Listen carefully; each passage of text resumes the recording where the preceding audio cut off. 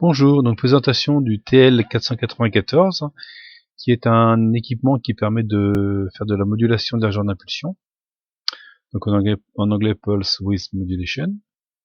Donc la note d'application que l'on a fait, c'est un step down, que vous avez ici. Non, là c'est un step up, step down. Ça permet d'abaisser d'une tension d'entrée de 10 à 40 volts en 5 volts. Donc on a modifié aussi pour pouvoir régler ces tensions de sortie au-delà que 5 volts, hein, conformément à la note d'application qu'on a ici. Voilà. Donc VRF c'est 5 volts, et puis suivant la valeur de R1 et de R2 là sur l'entrée 1, eh bien on modifie la tension de sortie qu'on a ici sur le 5 volts ici. Voilà. Donc on a mis un autre transistor un peu plus puissant que le type 32A, un TO35, un TO5 pardon. Voilà, donc au niveau de la simulation, donc voilà ce que ça donne au niveau de la simulation. Donc le composant là c'est le TL494. Les deux résistances qui permettent de régler la tension de sortie, c'est R9 et R11. Donc suivant la relation 5 facteur de 1 plus R9 sur R11. Donc là R11 on l'a mis à 1 mégohm, hein, ce qui fait que on a 5 volts en sortie. Donc en simulation, ici on a 5 volts, on a un courant, on a réglé la résistance de charge pour avoir un courant de 1 ampère.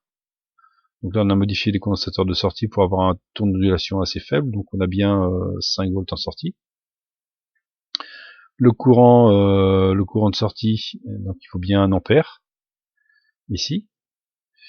Donc on a modifié ce condensateur là, on a mis un 10 micros.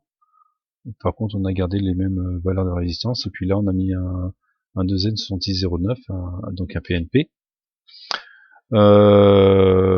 Donc au niveau du fonctionnement, on voit qu'en entrée, donc on a 40 volts. On voit que le transistor ici, puisqu'on a pris le potentiel ici, on voit qu'il commute à ce moment-là. Voilà, il commute à ce moment-là. Au niveau des courants d'entrée, on voit que le courant d'entrée, donc ça c'est le courant absorbé au niveau du ici, le courant d'entrée ici là. Donc on a le courant niveau, il oscille entre 0 et 3 ampères en triangulaire. Donc si on fait le calcul, le courant moyen ici, on a 0,3 ampères, hein, ce qui fait que sous 40 volts, on a une puissance absorbée de 12 watts. Et puis en sortie, donc on a 1 ampère avec une tension de 5 volts, donc on a 5 watts de restitué en sortie, hein, ce qui fait un rendement global de 40%, ce qui est pas terrible, hein, mais bon, c'est mieux qu'un régulateur linéaire.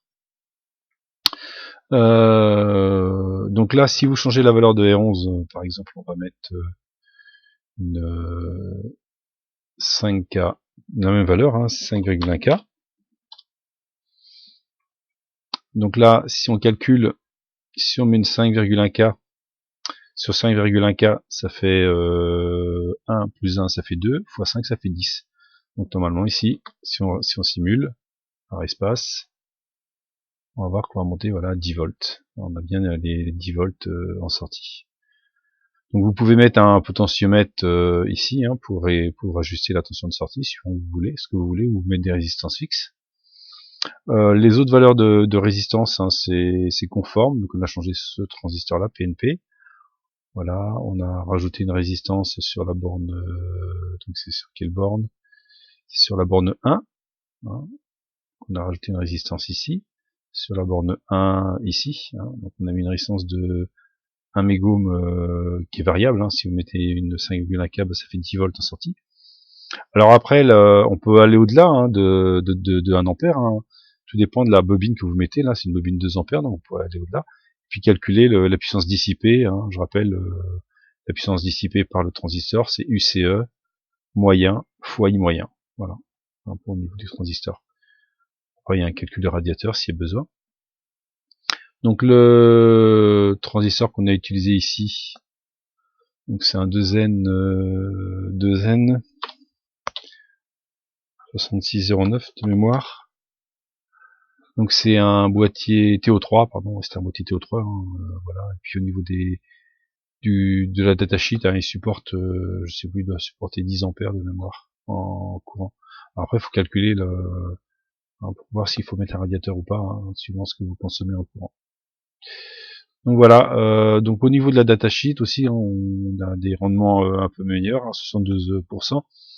Donc tout dépend du courant de sortie. Donc là, on a 200 mA, tension d'entrée de 2,6 volts, hein, pour une tension de sortie de 5 volts. Donc voilà, le rendement, hein, dépend en fin de compte des paramètres de ce que vous avez là, tension d'entrée, tension de sortie, hein, courant d'entrée. Hein, donc moi, dans les calculs que j'ai fait, hein, moi j'étais à 40%.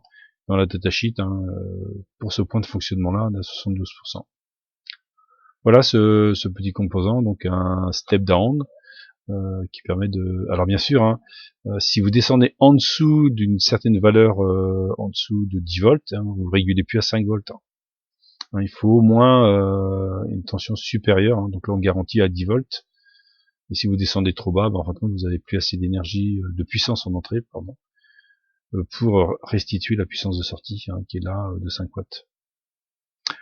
Bonne fin de journée et puis bonne réalisation. Au revoir.